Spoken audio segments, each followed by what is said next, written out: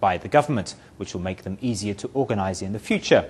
Every day, volunteers see hundreds of patients at the National Soccer Stadium. In the next few days, volunteers will hold more distributions for residents camping out around the sports arena, and on Saturday, April 3rd, they will hold a mass prayer meeting. But today, we go to the stadium to catch up on the hard-working dentists at the free clinic. On the side of the road, this cone-shaped stall is not selling ice cream, but medicine, from cold mixture, painkillers to even antibiotics. No prescription is needed to make a purchase, but virtually everything is past its sell-by date. Last year, the Haitian government cracked down on these illegal sellers, but since the earthquake, they are back. Meanwhile, at Tzu Chi's free clinic, a long line of patients are waiting for treatment. For many of the poor, this is their first time to see a real doctor. Among the crowd, we discover some familiar faces from the St. Teresa Convent and Carrefour.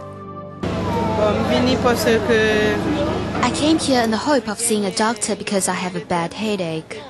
Never having had acupuncture before, Sister Decilia Sanon squirms as 10-centimeter needles are pushed inside her pressure points. The reporter comforts the nun by placing a hand on her shoulder. The small tent is a microcosm of human suffering.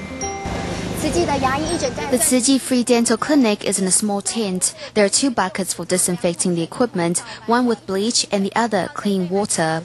What looks like an army bed is a dentist's chair. The conditions are poor, but they're still better than Port-au-Prince Dental College. Healthcare facilities and personnel are in short supply in Haiti. Even dentists take a back seat to let their local counterparts try their hand at pulling teeth to build up experience. This little boy has 5 rotting teeth. After only 5 minutes, the anesthetic wears off.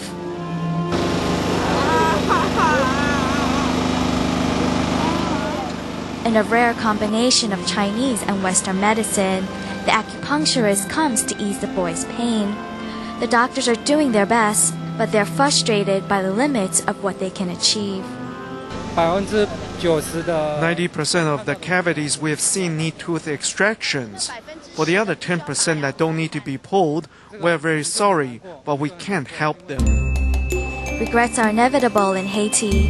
Taking advantage of every second, the doctors work 8 hours straight, from 8 o'clock in the morning until 4 in the afternoon, for 7 days a week. As more and more people line up in the sun for treatment, the doctors are all the more motivated to keep going.